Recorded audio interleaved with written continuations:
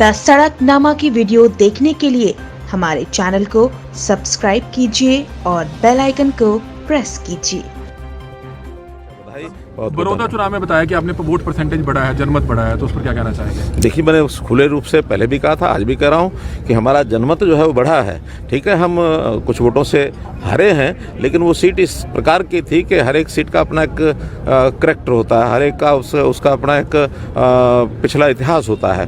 तो वो सीट हमने चूँकि कभी जीती नहीं है और पहली बार उसमें हम 50,000 वोट से ज़्यादा लेकर के यानी आगे बढ़े हैं। हमारी अचीवमेंट है, इसको मैं हार करके भी अपनी जीत मानता हूँ। कोरोना के मामले लगातार बढ़ रहे हैं, स्कूल खुल गए हैं और उसके बाद भी कहा कि बाकी पार्टियों ने औपचारिकता निभाई है, क्या हमारे सहयोगी दल ने भी औपचारिक? नहीं, जो चुनाव लड़े, हमारे सहयोगी पार्टी चुनाव नहीं लड़ा, हमारा गठबंधन का कैंडिडेट था, लेकिन बाकी जो दूसरी पार्टियां लड़ने वाली थी वो मुकाबला 2 में ही था, बाकी जो और लड़ने वाले थे उन्होंने औपचारिकता नहीं। सर, कोरोना के मामले बढ़ रहे हैं, स्कूल खुल गए हैं, तो किस तरीके से देखते हैं, क्या स्कूल बंद किए जाएंगे? क्योंकि रेवाड़ी में कल मामला सामने आया, बहुत ही ये चिंताजनक बात है और निश्चित रूप से चूँकि बहुत समय से ये मांग दोनों तरफ की चल रही थी। कुछ लोगों का मत था कि स्कूल कॉलेज खोलने चाहिए, कुछ लोगों का मत था कि नहीं अभी नहीं खोलने चाहिए। आखिर को एक निर्णय करना था, बहुत समय हो गया था, अप्रैल से लेकर के और लगातार 7 महीने हो गया, बल्कि 8वां महीना चल रहा है। तो इतने लंबे समय तक पढ़ाई ना हो बच्चों की, इसमें भी आखिर एक सोचने का विषय था। लेकिन चूँकि ये बच्चों में स्कूलों में ये प्रवेश कर गया कोरोना का मामला, तो निश्चित रूप से हम इसका पुनर्विचार जरूर करेंगे, निर्णय लेंगे उसका। दिल्ली चूक कर रहा है, 26 तारीख को हरियाणा से किसान बड़ी संख्या में जाएंगे।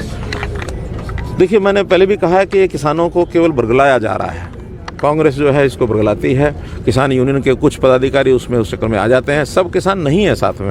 पहले भी हम 2 बार देख चुके हैं, चाहे वो उनका रास्ता बंद करने का विषय हो, चाहे धरने देने की बात हो, कोई बहुत बड़े किसान साथ नहीं लगे हुए हैं। परंपरागत रूप से जो कुछ यूनियंस के ग्रुप हैं वही लगते हैं और वही इस बार भी लगेंगे। लोकतंत्र है, उनको करने में हमको आपत्ति नहीं है, लेकिन इतना ही है कि लॉ एंड ऑर्डर की स्थिति को किसी को हाथ में नहीं लेने दिया जाए। प्रभारी मिली है, किस तरीके से देखते हैं कि स्वागत है उनका। और हमारे यहाँ जैसे मैंने बताया, लोकतांत्रिक व्यवस्था में हर 3 साल बाद 6 साल बाद ये बदलता रहता है। तो इस बार बदल करके नए प्रभारी आए हैं, सह प्रभारी भी आई हैं, श्री विनोद तावड़े और श्रीमती अन्नपूर्णा देवी। तो उन दोनों का मैं अभिनंदन करता हूँ, स्वागत करता हूँ। और वो 25 तारीख को हरियाणा के दौरे पर आने वाले हैं, 4-5 दिन रुकेंगे। अनाज मंडी में एक फर्जी गेट पास करके जो है अधिकारी के खिलाफ और कर्मचारियों के खिलाफ मामला दर्ज हुआ था, लेकिन आगे कार्रवाई क्या कुछ हो रही है? क्या गिरफ्तारी होगी अगर दोषी पाए जाते हैं? क्योंकि मामला दर्ज होता है लेकिन अधिकारी गिरफ्तार नहीं होते, ना ही सस्पेंड होते हैं, ना ही ट्रांसफर होते हैं। देखिए, हमारा पहला तो ये नियत थी, आप समझ लें कि हमारी सरकार में कोई भी गलती करता है उसको हम उसका बचाव नहीं करते हैं।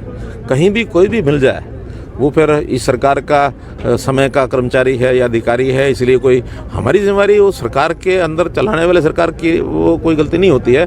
कर्मचारियों के अंदर जो एक विकृति है, उस विकृति को दूर करने के लिए, और हम उनको समझाते भी हैं पहले, और जब कोई गलती करता है तो उसकी डिपार्टमेंटल इंक्वायरी होती है। डिपार्टमेंटल इंक्वायरी में जो भी दोषी होता है, जितना दोष होता है उसके हिसाब से मिल के दबाव बना देते हैं, फिर कार्रवाई नहीं होती। कुछ नहीं, ऐसा नहीं है। हमारे यहाँ ऐसा भी कोई उदाहरण अगर आप देंगे कि किसी ने दोष किया हो और किसी ने दबाव बनाया, हमने उसमें से पीछे हटे हो, कभी नहीं हटे। प्रदर्शन कर रहे हैं पहले नहीं, प्रदर्शन करते रहे, लेकिन हम उस दबाव के कारण से झुकते नहीं है। मैंने पहले भी कई बार कहा है, ठीक काम ठीक है, गलत गलत है। गलत काम के खिलाफ अगर कोई दबाव बनाएगा तो हम गलत काम को स्वीकार नहीं करते हैं कभी भी। डिप्टी मेयर करनाल को मिलने वाले हैं, कल चुनाव है, पार्षदों ने कहा कि मुख्यमंत्री जी जिसका नाम आगे करेंगे हम उसी पर फूल चढ़ा देंगे, हम वोटिंग नहीं चाहते। मैं तो चाहता हूं ना कि पार्षदों ने ये कहा, तो पार्षदों का बड़ा धन्यवाद करता हूं। यही होना चाहिए, सब जगह यही होता है। हमारे यहाँ कोई बहुत ज्यादा उसका विवाद नहीं होता है। पार्टी के नाते से जो भी बैठ के तय किया जाता है सर्वसम्मति। करनाल में आज कांग्रेस में प्रदर्शन कर रही है, कांग्रेस करनाल में एमबीबीएस को लेकर। कांग्रेस का काम है एमबीबीएस का, जहां तक विषय है मैं इसको स्पष्ट करता हूं। देखिए, बहुत प्रदेशों ने इस प्रकार के बॉन्ड की व्यवस्था की हुई है। हमारा उद्देश्य अल्टीमेटली ये है कि हम ग्रामीण क्षेत्र के लोगों की स्वास्थ्य सेवाएं दे सकें। अभी तक क्या होता है कि डॉक्टर एमबीबीएस बनने के बाद, एमडी करने के बाद वो हरियाणा में सरकारी नौकरी नहीं करते हैं, प्राइवेट नौकरियों में तो सामान्यतः चले जाते हैं। हमने उसमें ये किया कि जो प्राइवेट नौकरी में जाएगा उसी को फीस देनी पड़ेगी, जो सरकारी नौकरी करेगा उसको फीस नहीं देनी पड़ेगी। ये केवल मात्र बॉन्ड भरवाया गया है कि अगर आप सरकारी नौकरी नहीं करेंगे, बाहर चले जाएंगे, तो आपको अपने पास से पैसे भरने हैं, अन्यथा ये सरकार का पैसा है। हम जो बैंक से उनको लोन करा के बॉन्ड लिया है उसको अलग एक ट्रस्ट में रखते हैं, उसी ट्रस्ट में से वो पैसा वापस बैंक में जाता है। सबको तो नहीं मिलती, लेकिन नौकरी सरकारी हमने प्रबंध किया है कि हमारे यहाँ जितने भी लोग आएंगे हम उनको सबको काम लेंगे, सरकारी नौकरी देंगे, अन्यथा अन्यथा कोई और तरीका निकालेंगे। जो हरियाणा के सरकारी मेडिकल कॉलेज में आज से पढ़ेगा इस वर्ष से, उनको सबको नौकरी देने का हम प्रबंध करेंगे। और अगर मानो किसी को नौकरी भी नहीं दे पाएंगे, उसके लिए भी मैंने व्यवस्था की है कि उसके जो ए श्रेणी के कॉलेज हैं उनका 90% वो हम सरकार वहन करेगी, जिनको हम नौकरी नहीं दे पाएंगे। B% का उसका भी 75% हम वहन करेंगे, इसलिए कोई उसके ऊपर बोझ नहीं पड़ेगा। हाँ, नौकरी देने की स्थिति हमारी है। कारण ये है कि आज जो वर्ल्ड लेवल के मापदंड हैं वो है 1000 व्यक्तियों के पीछे एक डॉक्टर होना चाहिए। उस हिसाब से हमको आज हरियाणा में 27,000 डॉक्टर चाहिए। आज हम सिर्फ सरकारी और प्राइवेट डॉक्टर मिला करके 13 से 14,000 हैं। आज भी इस समय भी 13,000 लोगों की हमको आवश्यकता है। हम उसी हिसाब से इन डॉक्टरों की संख्या बढ़ाएंगे ताकि ग्रामीण क्षेत्र में, शहरी क्षेत्र में हम 1000 व्यक्तियों पर एक डॉक्टर दे सकें।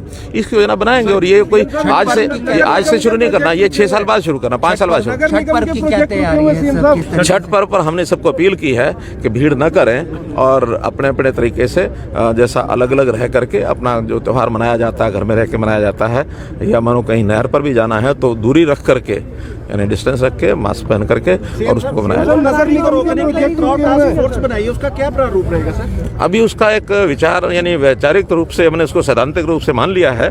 उसमें हर जिले के अंदर कोई एक संख्या 11 लगभग लोगों की संख्या रहेगी, जिसमें जनता के भी लोग रहेंगे, सरकारी कर्मचारी भी रहेंगे और पुलिस का भी कोई अधिकारी रहेगा। करनाल हाईवे नया बन रहा है तो पुराना नगर निगम के आपने कहा था कि अंडर आएगा करनाल हाईवे, तो 10% जो ग्रीन बेल्ट का आपने कहा था, ये जब होगा लोग मिले थे उसमें कुछ होगा, ये जब होगा तो बताएंगे। अभी उसमें टाइम, नगर निगम के प्रोजेक्ट सर रुके हुए हैं काफी, चालू करा देंगे।